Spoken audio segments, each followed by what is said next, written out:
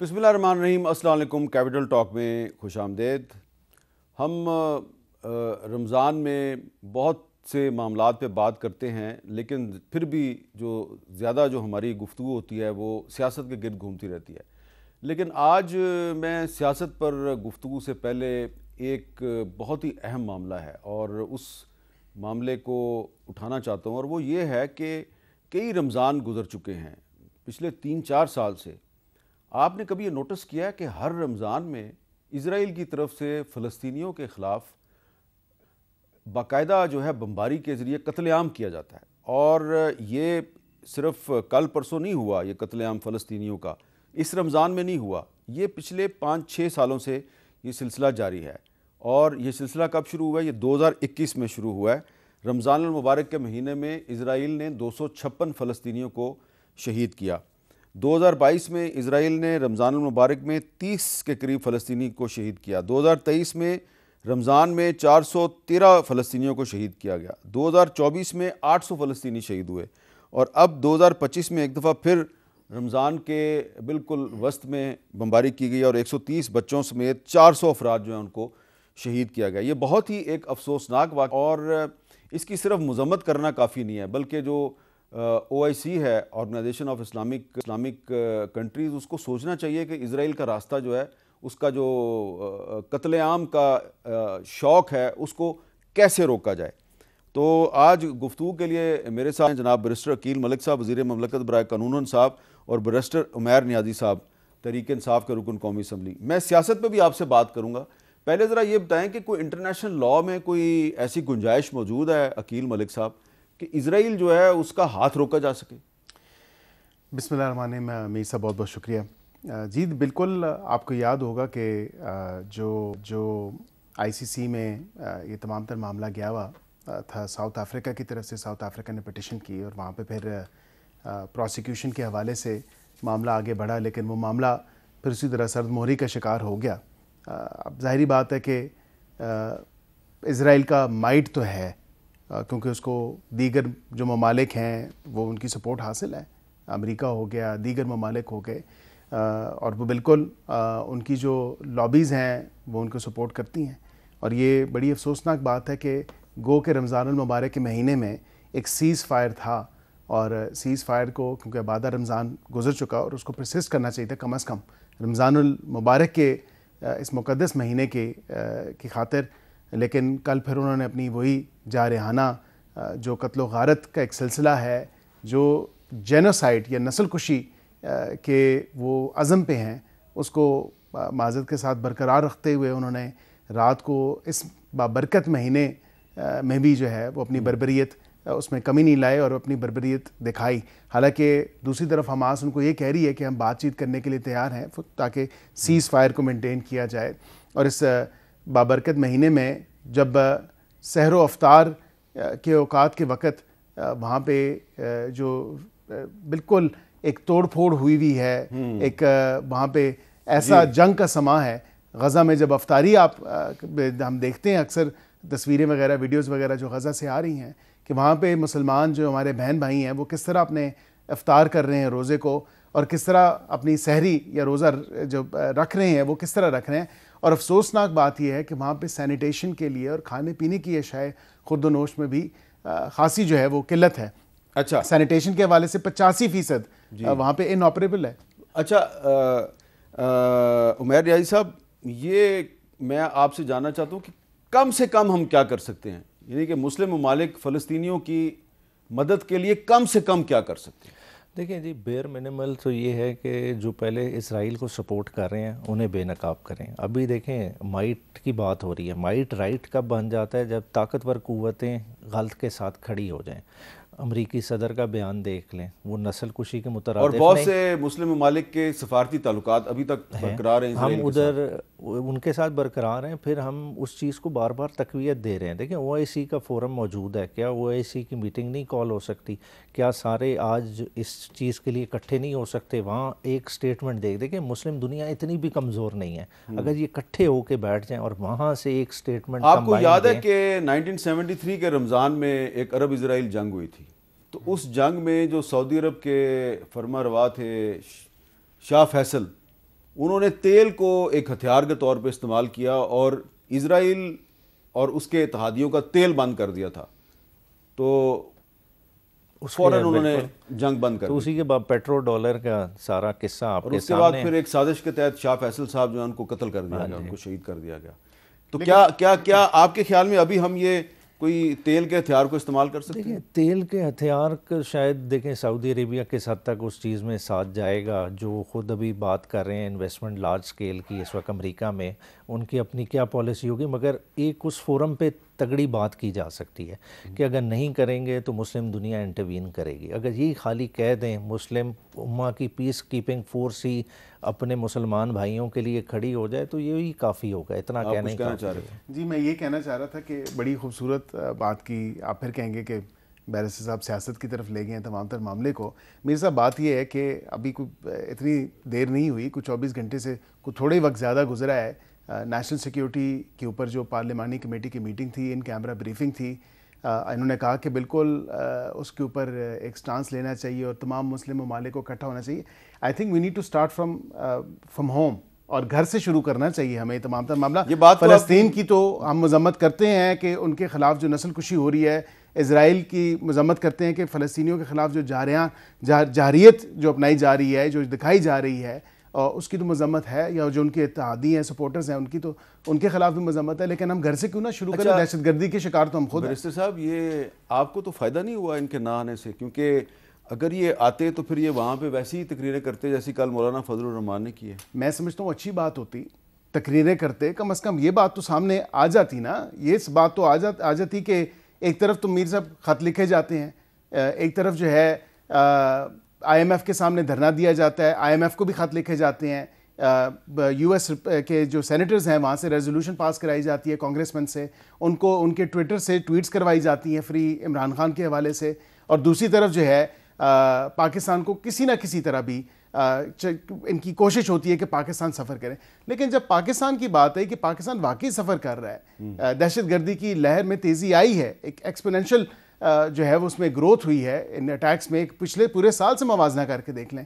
لیکن افسوس مجھے ہوا، یقین جانیں کہ ہم تمام پارلیمنٹیرینز یہ نیشنل سیکورٹی پہ جب بات آئے تو ایک پیج پہ ہمیں ہونا چاہیے، اور افسوس کہ رات گئے تک تو ایک پیج پہ تھے. پھر رات میں ایسا کیا ہوا کہ اگلے دن جو ہے انہوں نے کہا کہ ہم نہیں جانا. حالانکہ عمران خان صاحب سے تو ان کی ملاقات دوپہر کو ہوئی ہے، لیکن فیصلے تو انہوں نے کر لیا تھا نا. اچھا لیکن ذرا سنیں جی، اس پہ تحریک انصاف کے چیئرمین بیرسٹر غور صاحب کا کیا موقف ہے؟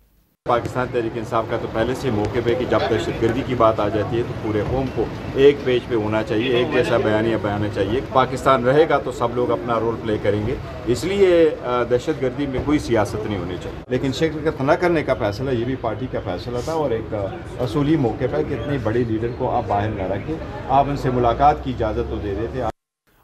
اچھا چلیں انہوں نے شرکت نہیں کی، آپ اس کی مذمت کر رہے ہیں، لیکن ایک سوال کچھ لوگ اٹھا رہے ہیں کہ نواز شریف صاحب نے نیشنل سیکورٹی کمیٹی کی میٹنگ میں شرکت کیوں نہیں کی؟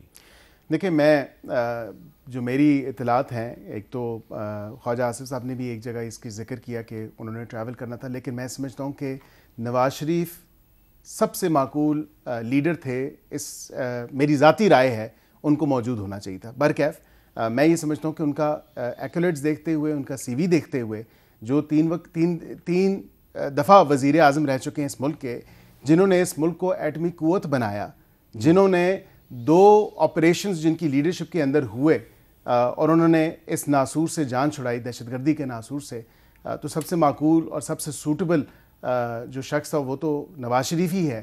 لیکن ایٹ دا سیم ٹائم ان کی پارٹی نے ان کی نمائندگی کی، ان کی گائیڈنس کے اندر مریم نواز صاحبہ بطور سی ایم اور میاں محمد شہباز شریف صاحب بطور سی ایم وہ موجود تھے، ان کی پارٹی کے نا.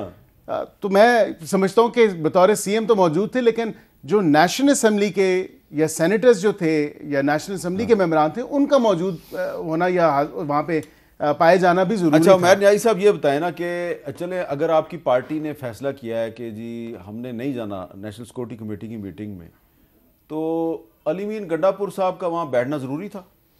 دیکھیں علی امین کا کیونکہ صوبے کا ڈائریکٹ इस वक्त नेक्सेस मौजूद है। देखिए दहशतगर्दी के ऑपरेशन की बात किन इलाकों की हो रही है, बलूचिस्तान का तो जाफ़र एक्सप्रेस की वजह से हाईलाइट हो गया ना, मगर करक, इन एरियाज़, वज़ीरिस्तान जो प्रॉब्लम्स चल रही हैं, और बार बार अली अमीन बावर कराने की कोशिश क्या कर रहा है कि आप सूबाई गवर्नमेंट को एम्पावर करें, हम ऑपरेशन कर सकते हैं, हम उसकी कैपेसिटी भी रखते हैं। और आपने 3 दिन पहले देखा उन्होंने करक में एक बड़ा लार्ज स्केल ऑपरेशन किया, 500 से ज़ायद टेररिस्ट, उनकी हाइड आउट्स को ख़त्म किया, सारा ऑपरेशन किया।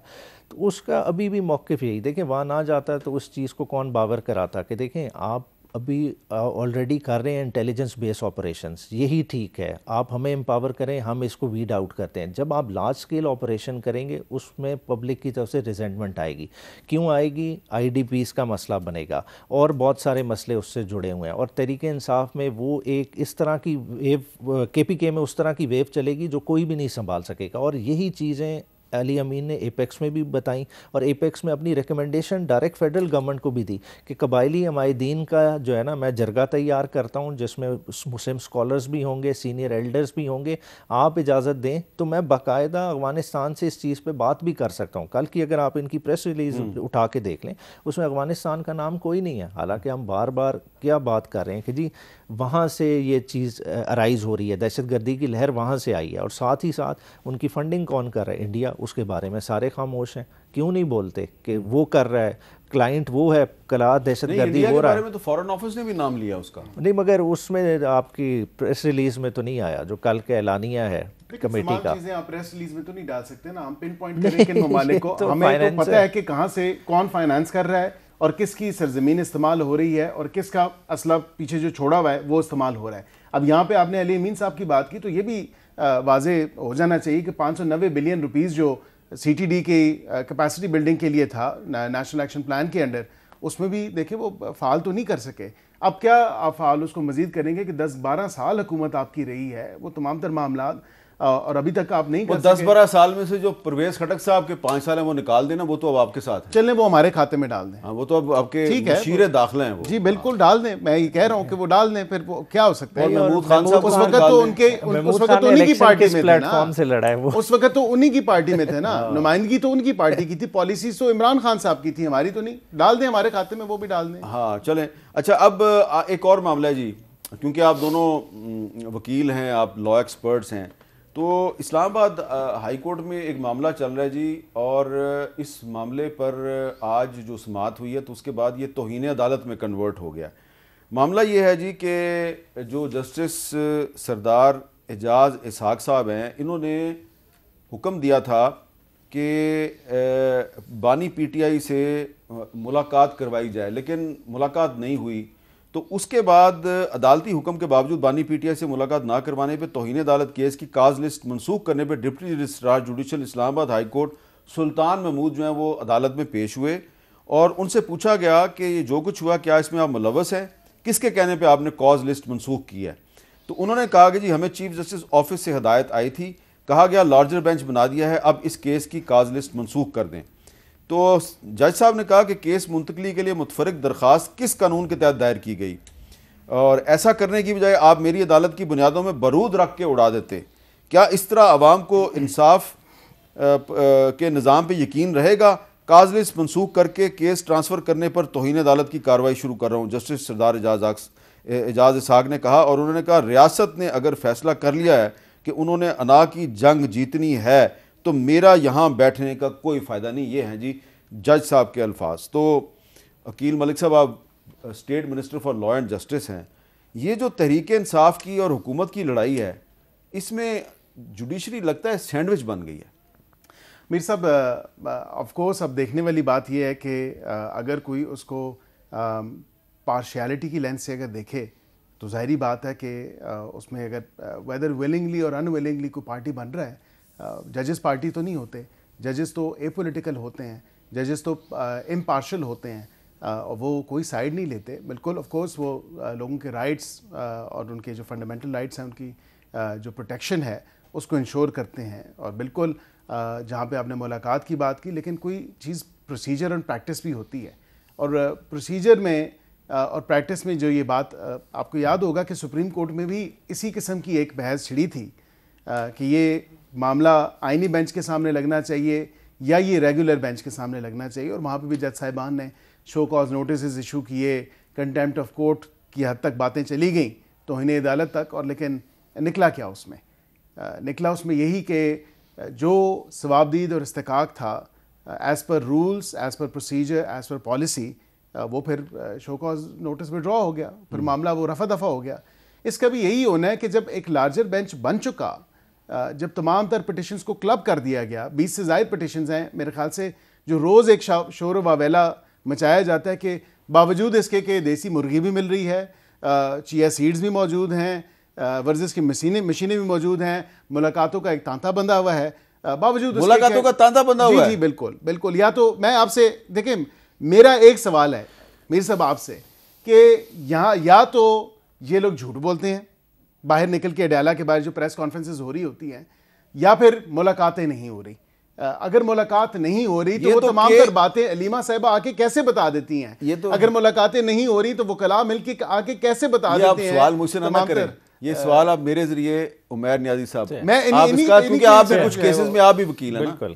اچھا سے دیکھیں, یہ جس کی بات کریں پچھلے 3 مہینے کا, یہ کہیں اڈیالہ سپرنٹینڈنٹ کو ڈیٹا دے دے کہ خان صاحب سے کس کس نے ملاقات کی ہے, کس پولیٹیکل ہستی نے کی ہے, وہ سارا ریکارڈ سامنے آ جائے گا. یہ دیکھیں ٹرائل جو چل رہا ہے, ٹرائل ایک ڈفرنٹ چیز ہے. اب تو پچھلے 2 ماہ سے ٹرائل بھی بند ہوا ہے, جج صاحب ابھی پہنچتے نہیں ہیں, پہلے ریڈر کہہ دیتا ہے کہ جی ڈیٹ ہو گئی ہے, تاکہ وکیل بھی اندر نہ جا سکیں, خان صاحب سے ملاقات نہ ہو. یہ ابھی سلسلہ چل رہا ہے. تو اس میں اگر سمجھے GHQ کا ٹرائل ہے, اس میں کوئی چلا گیا تھا 2 ماہ پہلے جب ٹرائل چل رہا تھا, زتاج گل چلی گئیں, شہریار آفریدی چلے گئے, تو ملاقات ہو جاتی تھی, ٹھیک ہے, وہ سلسلہ بند ہو گیا. یہ وہ عدالت میں یہ ریگولر ملاقات ہیں جو اسکیجول اسلام آباد ہائی کورٹ نے طے کیا ہوا کہ ٹیوزڈے اور تھرسڈے کو ملاقاتیں کرانی ہیں 6 کے سیٹ میں, وہ نہیں کرا رہے. اس کے لیے باقاعدہ کورٹ نے لوکل کمیشن قائم کیا. اب دوبارہ جب یہ ایشو ارائز ہوا, یہ کیس پہلے میاں گل اورنگزیب صاحب کی بالکل ادھر بھی ان کے چلتا رہا, اور پھر اب ادھر آ گیا. اور ابھی لاسٹ اوکیزن پہ جج صاحب نے اپنی ہی عدالت کے ایک نمائندہ کو ایز لوکل کمیشن نامینیٹ کیا. وہ گئیں, ان کو انہوں نے ایکسیس نہیں دی. اب کیا ہونا تھا کہ ظاہری بات ہے انہوں نے جا کے جج صاحب کو بتانا تھا, ایکسیس نہیں دی گئی. تو یہ سارا جو ہے نا 26ویں آئینی ترمیم کے ثمرات کھل کے اب سامنے آ رہے ہیں. اور بیسیکلی جو چیز تھا کہ جسٹس جو ہوتا ہوا نظر آتا, ایک جج اپنا آرڈر امپلیمنٹ کرانے کی پوزیشن میں ہوتا, اب 26ویں آئینی ترمیم کے بعد وہ صورتحال نہیں ہے.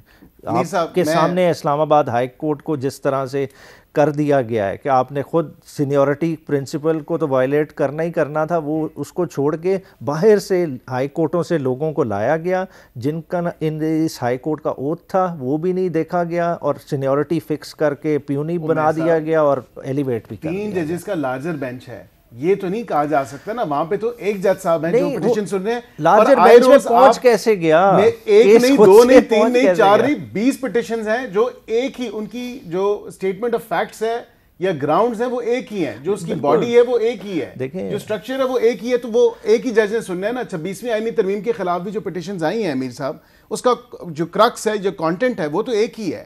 اسی لیے وہ کلب ہو گئی ہیں وہ پٹیشنز بھی. اب یہاں پہ یہ کہیں کہ یہ کلب نہ ہو, میں اور آپ وکیل ہیں, ہم روز آئے روز کلب ہو کے اسی عدالت میں کلب ہو سکتی تھی نا. اس عدالت سردار اعجاز اسحاق صاحب نے جو اعتراض کیا ہے, کیا وہ قانونی اعتراض نہیں ہے؟ دیکھیں, میں نہیں سمجھتا کہ اس کو اس لائٹ میں دیکھا جا سکتا ہے. اب توہین عدالت کی جو انہوں نے بات کی ہے, اب ایک پروسیجر ہے, یہ رجسٹرار کو بلا کے پوچھ لیں, یا ڈیپٹی رجسٹرار کو وہاں پہ بلا کے پوچھ لیں کہ بھئی یہ کیا معاملہ ہوا. جب انہوں نے بتا دیا کہ آپ کو یاد ہے بن چکا, اسی طرح کا معاملہ سپریم کورٹ میں بھی, میں نے ابھی اسی کے ذکر کیا کہ سپریم کورٹ میں ہوا, پھر اس کا نکلا کیا, بنا کیا؟ اس میں کچھ بھی نہیں نکلا.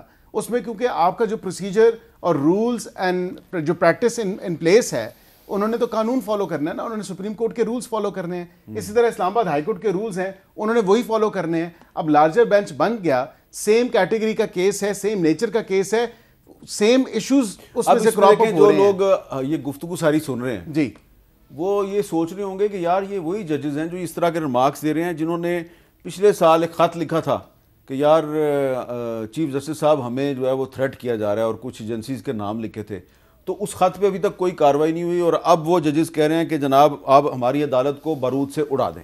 نہیں, یہ میرے خیال سے بڑے, میں معذرت کے ساتھ یہ جو لفظ ہیں یہ میں تو ان کے ساتھ ایگری نہیں کرتا, اور میں ان کو سپورٹ نہیں کرتا. عدالتیں دیکھیں قابل احترام ہیں, ججز قابل احترام ہیں, ہم ججز کی جو ہے بالکل ان کی عزت کرتے ہیں, we hold them in the highest regards, لیکن اس میں یہ بات کہہ دینا, اور ان کی اپنی اسٹیٹمنٹ ہے, ان کو بھی میں نہیں سمجھتا کہ یہ کوئی مناسب بات ہے, انہوں نے یہ اپنی اسٹیٹمنٹ دی ہے اس حوالے سے, جو اگر ہو سکتا ہے مس رپورٹنگ ہوئی ہے, یہ غلط کسی کو نہیں بھائی, میں نے تو ابھی انہوں نے گائیڈڈ میزائل کا لفظ استعمال کیا, میں نے وہ بولا ہی نہیں تاکہ آپ کو زیادہ پریشانی نہ ہو. انہوں نے کہا ایسا لگ رہا ہے گائیڈڈ میزائل چھوڑ دیا گیا, میرے کوئی میزائل نہیں چھوڑا.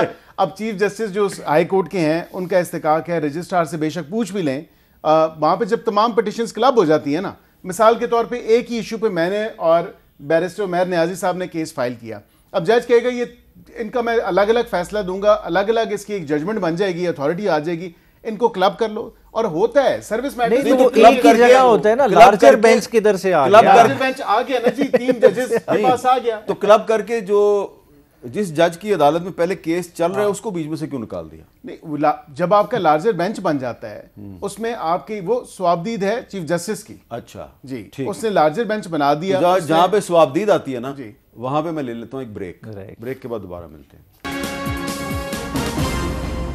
کیپٹل ٹاک میں دوبارہ خوش آمدید. بریک سے پہلے ہم اسلام آباد ہائی کورٹ کے ایک معاملے میں بات کر رہے تھے. ایک اور معاملہ لاہور ہائی کورٹ میں بھی شروع ہو گیا ہے, اور جو لطیف کھوسا صاحب ہیں انہوں نے ایک پٹیشن دائر کیا ہے کہ جی ہمیں 22 مارچ کو لاہور میں جلسے کی اجازت دی جائے. تو اس پر جو لاہور ہائی کورٹ کے جسٹس فاروق حیدر صاحب ہیں انہوں نے آئی جی پنجاب اور ہوم سیکرٹری پنجاب سے کل جواب مانگ لیا ہے. میرا سوال آپ سے یہ ہے بیرسٹر عمیر نیازی صاحب, پہلے بھی آپ کی پارٹی جو ہے اس نے لاہور میں جلسے کے لیے اجازت مانگی تھی, آپ کو اجازت نہیں ملی, اب آپ نے پھر عدالت کے ذریعے ایک درخواست دائر کر دی. آپ 22 مارچ کو جلسہ کر کے کیا کرنا چاہتے ہیں؟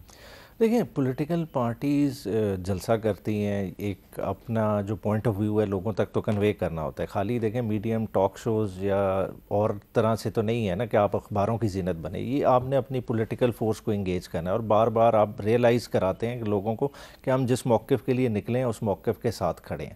اور لاہور دیکھیں ایک سیاسی قلعہ ہے, لاہور سے ہی تمام موومنٹس چلتی ہیں, اور اب اس وقت سمجھتے ہیں کہ ایک گراؤنڈ رائپ کھڑا ہے, اس وقت تحریک انصاف کو انیشیٹو لینا چاہیے. خاص طور پہ پوسٹ 26 نومبر کوئی ایک میجر ایکٹیویٹی تحریک انصاف نے نہیں اس طرح سے کی پنجاب میں, تو یہ ایک سٹیپ ان رائٹ ڈائریکشن ہے, کرنا چاہیے.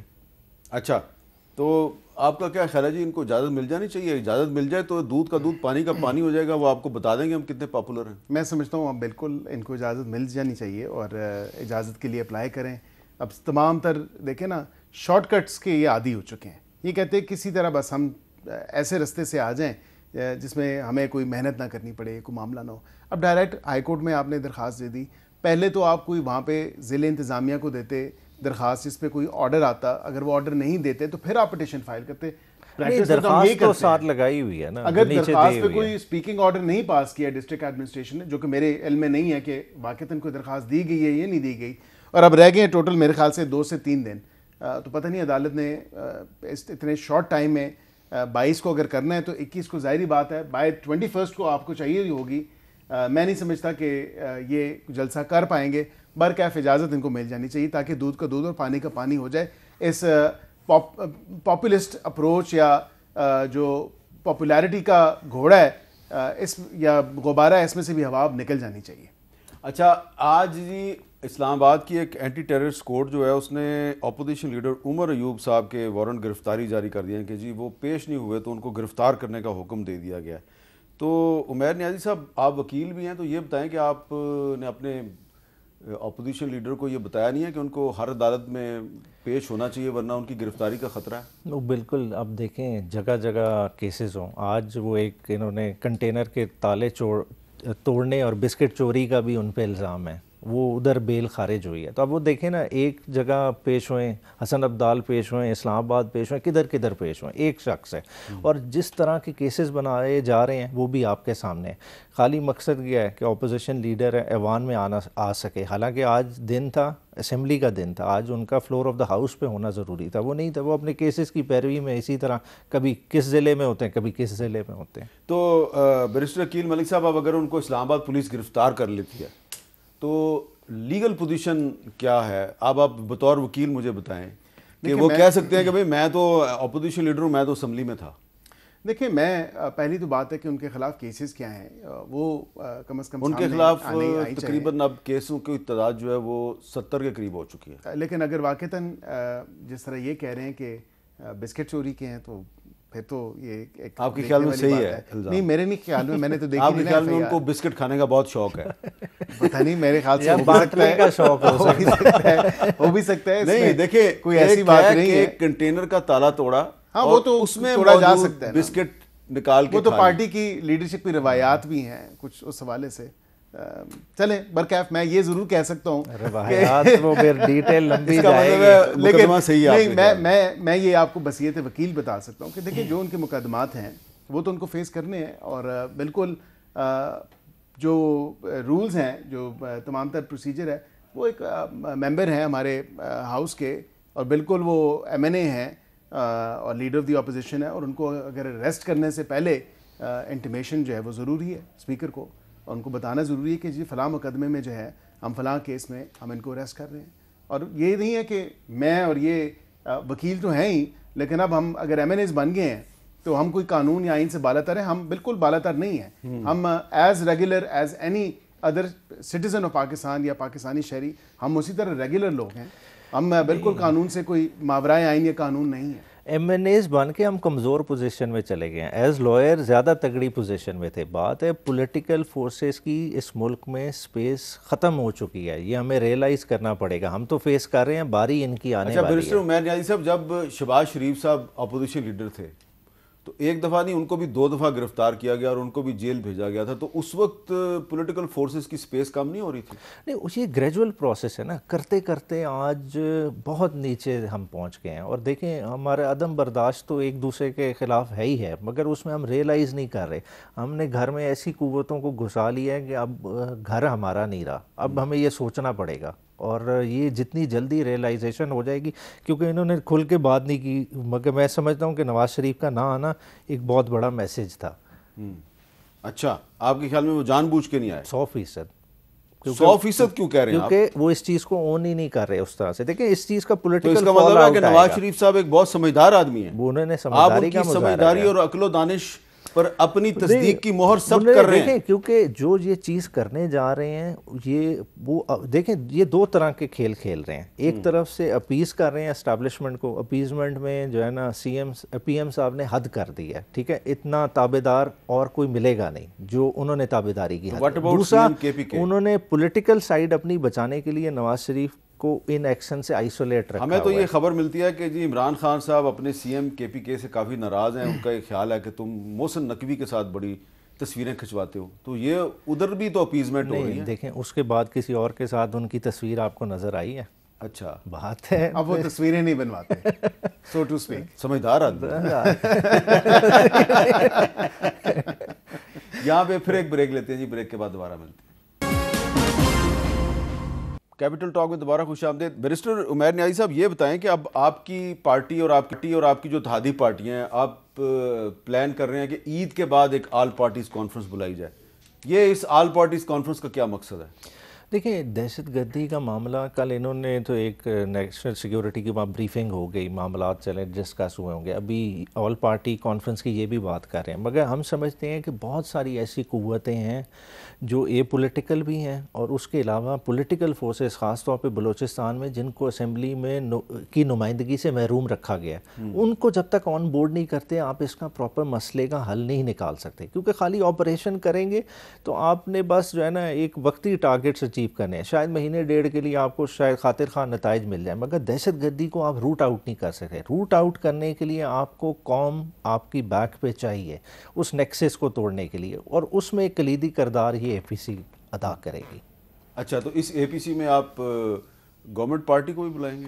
ہماری طرف سے یہ مجھے اب نہیں آئیڈیا مگر بلانا چاہیے کیونکہ آل پارٹیز کانفرنس کا مطلب یہی ہے کہ سب کا موقف سنا جائے. کیونکہ دیکھیں اب آپ ان کی نیشنل سیکورٹی کمیٹی کی میٹنگ میں نہیں گئے تو یہ آپ کی APC میں نہیں آئے. نہیں دیکھیں اس میں ہمارا کوئی بلینکٹ انکار نہیں تھا. ہمارا انکار کس وجہ سے تھا حالانکہ یہ فیسیلیٹیٹ کرنا چاہتے جو میٹنگ خان صاحب سے 2 بجے ہوئی ہے بیرسٹر گوہر کی وہ صبح 9 بجے بھی ہو سکتی 7 بجے بھی ہوتی رہی ہے. ہاں جی 7 بجے اتوار والے دن ہوتی رہی ہے. تو یہ تو ملاقات کا دن تھا تو اتنی تو فیسیلیٹیشن بنتی تھی مگر یہ چاہتے نہیں تھے. اچھا جی اگر یہ آپ کو APC میں بلائیں کہ آئیں جی اے پی سی میں بیٹھ کے دہشت گردی کے خلاف مشترکہ نیریٹو بنا, آپ جائیں گے؟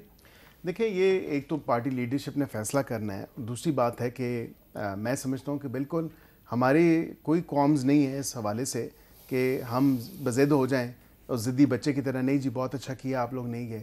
جہاں ملک کی بات آتی ہے میر صاحب تو وہاں کسی کی سیاست, کسی کی شخصیت, کسی کی سیاسی سوجھ بوجھ یا سیاسی وابستگی سے بالائے طاق ہو کے میں سمجھتا ہوں کہ جہاں ملک کی سالمیت کی, ملک کے وقار کی, ملک کی سیکیورٹی کی اور نیشنل سیکیورٹی کی جہاں بات آ جائے وہاں پہ ہمیں بغیر بلا خوف و تردید ہمیں اکٹھے ہو جانا چاہیے اور بغیر کسی وجہ کے ہمیں اکٹھے ہو جانا چاہیے.